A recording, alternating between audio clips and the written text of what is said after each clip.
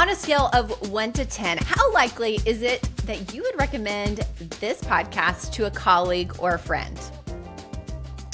Thank you so much for your rating of 10. You're probably familiar with this score. It's because we've all been asked it a lot. It is called the Net Promoter Score, NPS. It was created in 2003.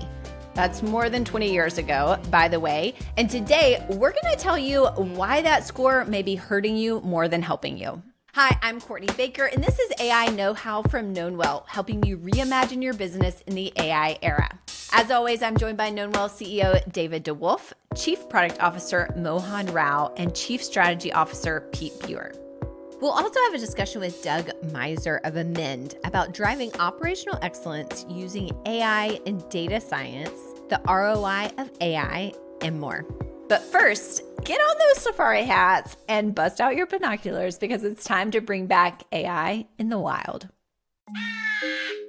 Pete Buer joins us for another AI in the wild. Hey, Pete. Hey, Courtney, how are you? I'm doing good. So spring is upon us, and that brings the time-honored tradition of graduation. One university in New York made headlines recently when an AI-powered robot spoke its commencement ceremony. Pete, what can you tell us about this one, and what's the takeaway? Okay, for a little bit of context, this took place at D'Iberville University in Buffalo, New York. An AI robot named Sophia took a few questions from the student body presidents and shared some, shall we say, quote unquote, life of advice based on an amalgamation of other commencement addresses. Here's how it sounded. What are the most shared words of advice that commencement speakers give to college graduates? As you embark on this new chapter of your lives, I offer you the following inspirational advice that is common at all graduation ceremonies. Embrace lifelong learning, be adaptable, pursue your passions, take risks, foster meaningful connections, make a positive impact, and believe in yourself.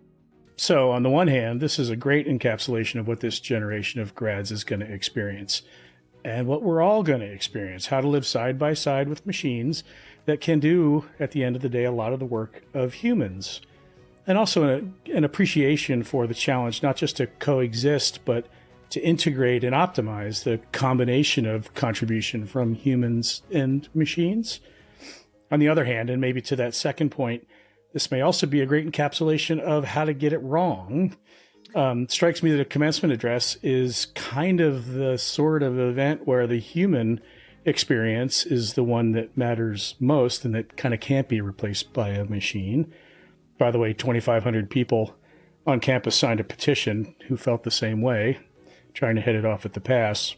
And how much value was there really in the generic consolidation of every other commencement address that ever was for this group of attendees? I think there's a big picture risk worth all of us thinking about with AI, that it drives us to some vast average vanilla middle ground where original thought used to exist.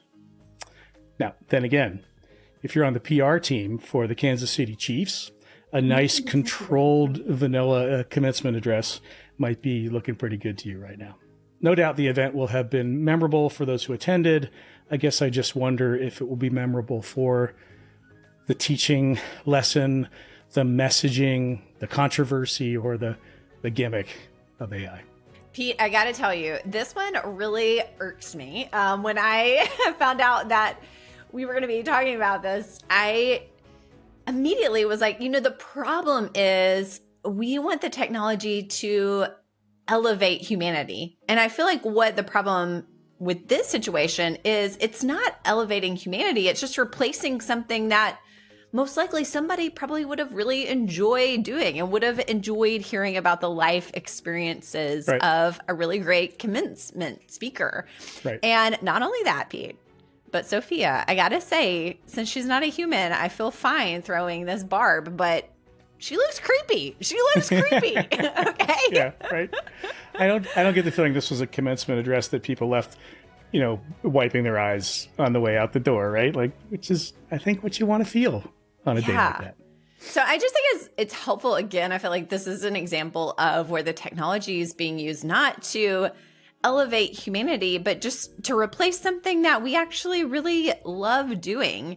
And that's where the technology feels like it's taking a role that I think as a society we need to say, like, nope, that's what we're going to do. Pete, thank you as always. Thank you. Take care.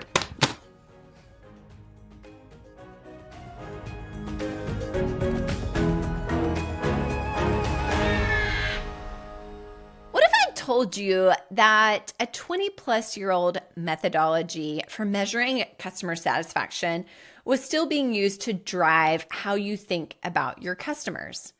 Would you be surprised? Probably not.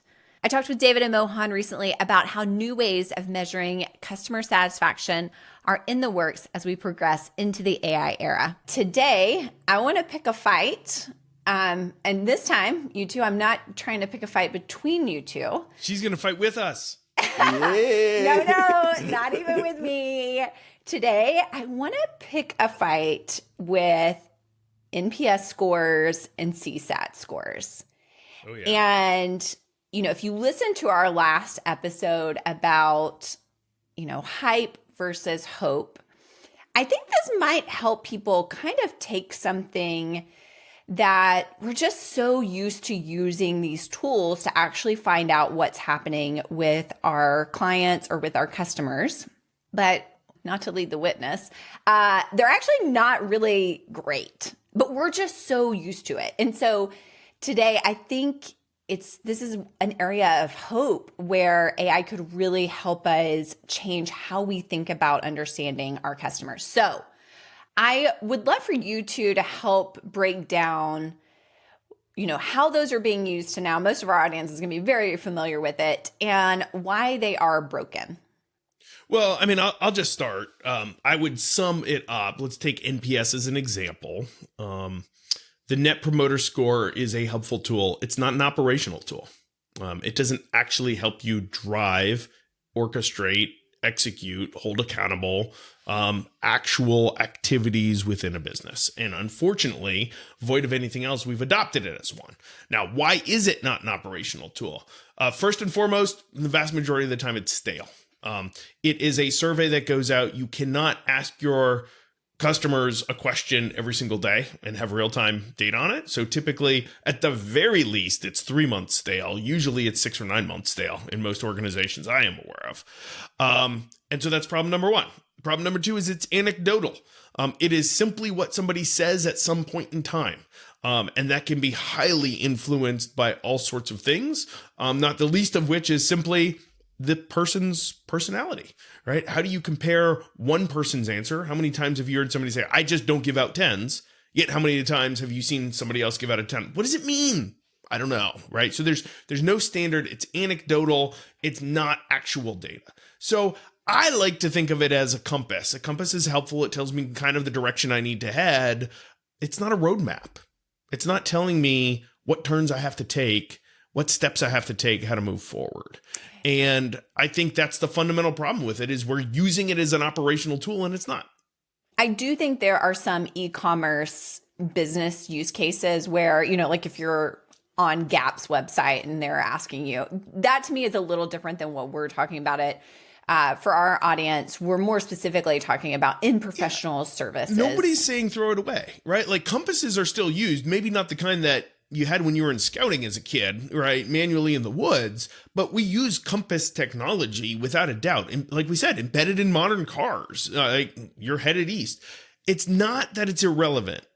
It's that it's not an operational tool. People are using it for things that don't exist. And so we can use it, stop relying on it to actually drive the activities of your business, right? We need something more modern with higher levels of fidelity in all areas of life. We have got more and more and more. We've added to technologies to help us execute better.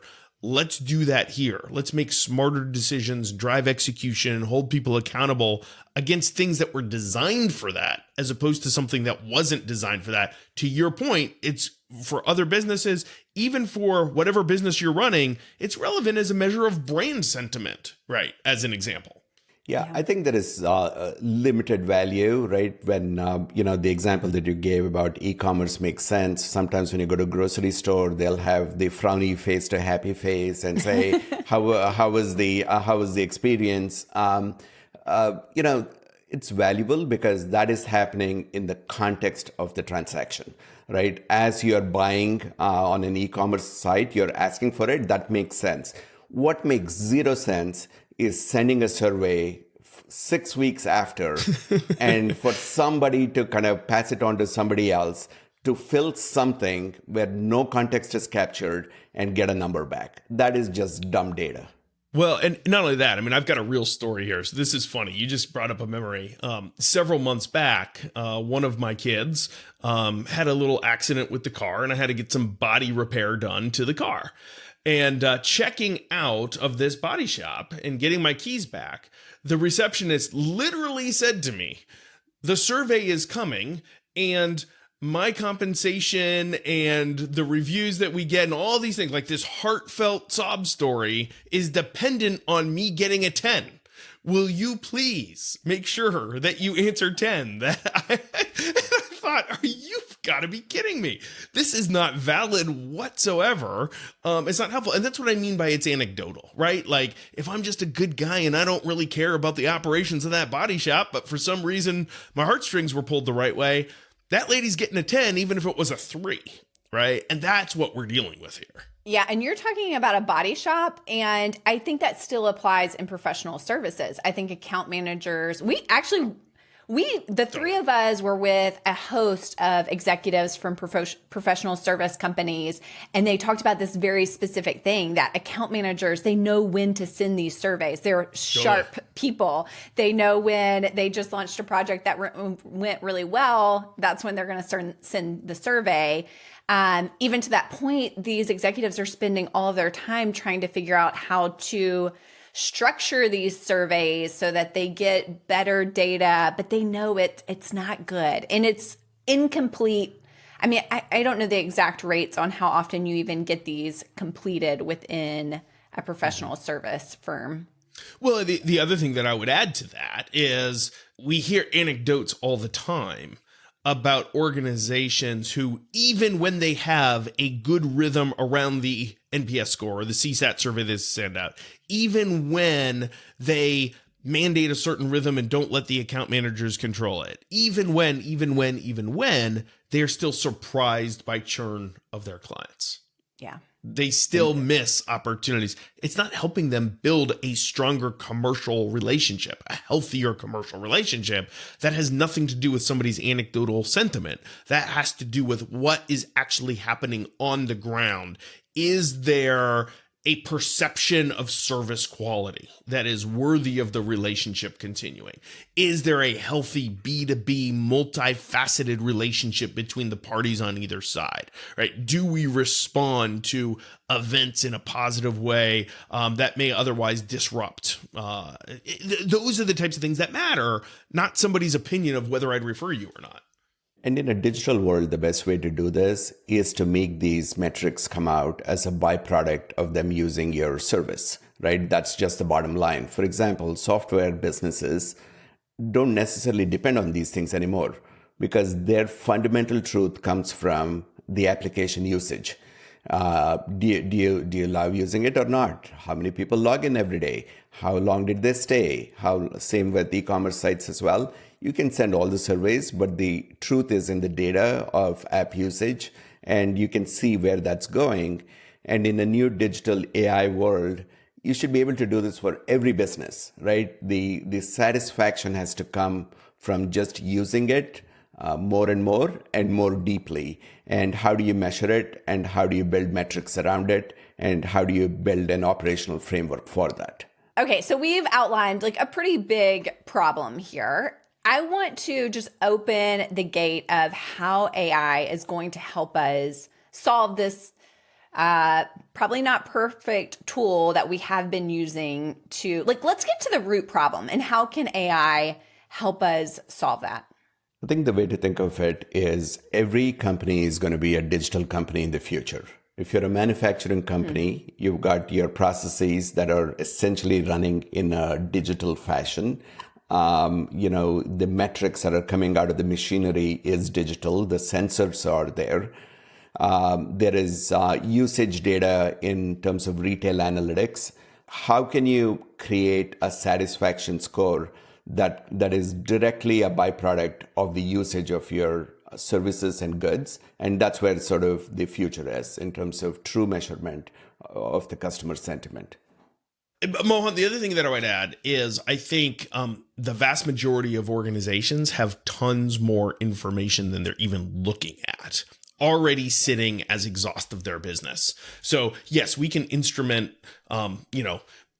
our manufacturing machines and do things, and we can push for more data points, but let's not all forget all of the information that already exists, right? So we've seen this move in recent history from structured data to unstructured data. So we're starting to manage more, but we still have gobs and gobs and gobs of emails that we send back and forth. We still have video conferences and telephone calls that we can now get transcripts for, and we can process as data. We still have Slack messages that fling back and forth like crazy, distracting people all day long. Tons of information. 85% plus of the information that exists within an enterprise is in these formats, and we're not even looking at it yet. It includes so much rich information that we can tap into, and we can convert that into your point, which is real-time data while the service is being provided. We can look at those clues, and because it's communication, because it's just happening. It is the real-time reaction, perception that the client is having, and as the service is being delivered. And so we can look at those clues, look at those breadcrumbs, and then leverage AI to do what it's great at, connecting the dots and finding signal and noise, right? And that is where I think we unlock human potential by really honing in on the true operating metrics and insights that now give us fuel to act. Now we can say, because this is happening in real time, I as a leader can go out and do what I'm great at, as opposed to stumbling around with a survey trying to figure out, how do I actually operationalize this? That's such a good point. Leveraging the investments you've already made, right? Everybody's got email, everybody's got calendar. Most companies have CRM systems. Most companies have ERPs.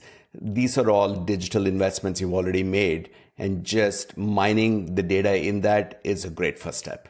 And I think this will also solve for, I think you two probably have both experienced this, when you have had these surveys and you feel confident in the commercial relationship continuing because you've had all of these great scores, and then all of a sudden that client leaves and you're like, hold on.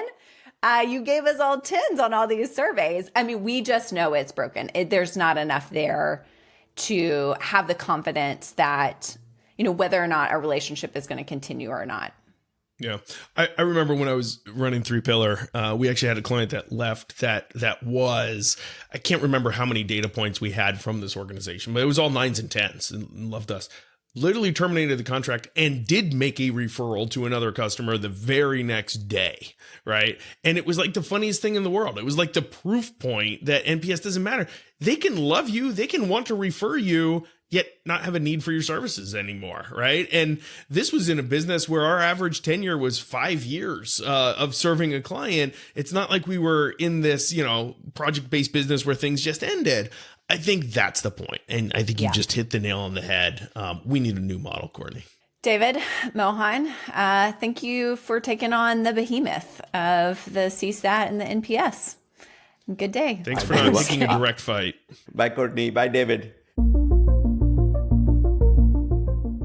Earlier this year, we gathered some of the smartest and brightest executives from professional service firms to talk about what's actually happening with client retention in those firms today. It was such a robust conversation that we wanted to make it available to more of you. So if you work in a professional service company, we want to give you access. You can watch it right now at knownwell.com/executive roundtable. We hope you enjoy it.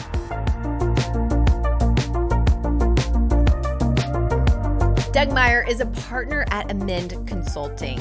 He recently sat down with Pete Buer to talk about driving operational excellence using data science, the ROI of AI, and more. So Doug, welcome. We're so glad to have you on the show. Thanks, Pete. Just to give our listeners a little context for the conversation that's about to flow, could you share some background on AMEND Consulting and your role? Yeah, sure. AMEND was founded in 2005 as a management consulting firm focused in middle market manufacturing. Craig and David focused from the very beginning on people, processes, and systems. 2016, they introduced BI and quickly evolved into data science. We now work across OpEx, FP&A, BI, technology, and data science, and we've grown from manufacturing into private equity, construction, real estate, healthcare, financials, just to name a few. My role at AMEND is to oversee the custom AI and data science practices. Well, as you know, AI is our focus. And on this episode, the topic is driving operational excellence with AI. Hoping you might be able to share a couple examples of work you've done with customers to that end. Yeah, sure. And it's such an awesome point inside of data science. There's two important points as we get started in this that people tend to leave out, right? And first and foremost, are you working on the right problem? And way too often we find clients call us in and very quickly the data points to something they're not considering. And this has gone on for years, right? Elijah Goldwright's book, The Goal, is a staple at AMEND and should be a staple for everybody inside of our field. And I can't tell you how many times we've walked into a manufacturing plant, a warehouse, and there's been continuous improvement teams for years working to get greater throughput. And they're not working on the bottleneck in the area. So we have multiple different simulations we've done to show very quickly, this is your bottleneck, this is how to improve it. The second thing that's super important is custodial control. It's a term coined from FedEx. Did you do what the system asked you to do? And if not, are we strong enough from a data perspective to see who was better, the system or the human? And when you have those two, it's an awesome feedback loop where the performance starts to drive the next set of behavior, the next set of model changes. And so there's lots and lots of examples we have of making sure you have custodial control into a system. So if you walk into a Kroger store, there's 3 yellow balls at checkout.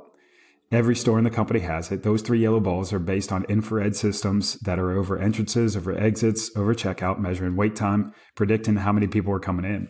At the end of the day, you can see the store manager gets a day after report and sees what the queue time was. Real time, they know how many lanes are open versus what the system is telling them to open, right? So custodial control all the way down to management capabilities. You walk into general office and you can see real-time queue, what the stores performed yesterday across the entire country.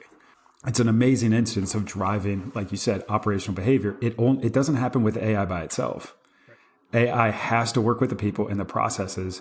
AI by itself delivers absolutely zero value. Okay, cool. So these are the two often forgotten points. Are there stories? I guess you've shared one with Kroger, but are there other stories where customers have kind of gotten it right in deploying AI? Oh, absolutely. So one of the typical projects we get called in a lot on is scheduling and capacity work. And I remember we got a call from one of our go lives. And the customer called us up and said, for 4 weeks now, we're up on production by 8.5%. And what was magical for him was he had been going through and expediting orders. And we walked through a scenario and just kind of showed, hey, if you trust the system, you are actually going to reduce your lead times and not have to expedite at all. And so we were stacking orders so much smarter. There was millions and millions of combinations. A human can't consider all of them. But because the machine can now stack everything and he convinced the operators to start using it, expediting less, he was able to deliver both better on-time performance and much improved throughput through his machines. It is very typical inside the space. But then what we were able to do after the fact on the custodial control front was the operator following the schedule the system was creating. Okay. Why were they expediting? Was it a good expedited order or not? And we got many, many examples of early warning systems, people trying to be more proactive in pulling a bunch of data from a bunch of different places and saying, what's about to happen to your operations? We have a focus at Knownwell on professional services. Are there examples from that space where you've helped to improve, the operational efficiency and effectiveness of their workflows? Yeah. So there's multiple different examples of inside of like technology organizations. So a couple examples of but that's more on getting the how technology works, in getting into, making sure you have code repositories, how to teaching the basics of sharing code in a better way. And the two typical focus points are reusability and repeatability. We call it data science, and science terms super important. Science is based on, repeatable practices, repeatable math. And it's amazing how often you find that things aren't documented, archived well enough that you can consider it actual repeatable. If you don't save off the data, the methodology, the code, at that point, you can't call it science anymore. When I think about project implementation, all of it's hard. And we have evidence that suggests transformation efforts fail all the time. But if I massively oversimplify it to getting the problem and the solution set up in the first place versus implementing and driving to results, which half of that equation do you worry about the most for customers? Yeah, the final step. And it seems the larger the company, the more people you have to get on board. Right, sure. We follow basically the CRISP DM data science methodology, right? It's super iterative process, making sure you have really well-defined problem, go through, make sure the data is well, and always reevaluate that you're understanding the problem, its impact on the data, vice versa. By the time we get to the end, we should have been working with the key users we're going to be working with. And then implementation always keeps us up at night, right? Our job's not done till we get across a finish line. And that finish line isn't a product. That finish line is the product being used, delivering successful results. So there's always more opinions once you go to flip that switch and get it turned on. Do you have any particular secret sauce or best practice in making sure the solution actually gets used and benefits get captured? So Pete, love this question. And part of what we try to do is make sure we have a standard process and a checklist for our data scientists. Talk about making sure the problem definition is really well defined, the data is really well understood. They then do a science review to review all the literature in this space and stand on the shoulders of giants. We're not the smartest people in the world on every single topic, so leverage them. Nice. Then we get into the modeling phase. And at that point, you better know what implementation looks like. And too often we find data scientists build models without understanding implementation. And if you don't have the speed and feeds at the right place, it becomes impossible to implement something that you think is a nice, great model.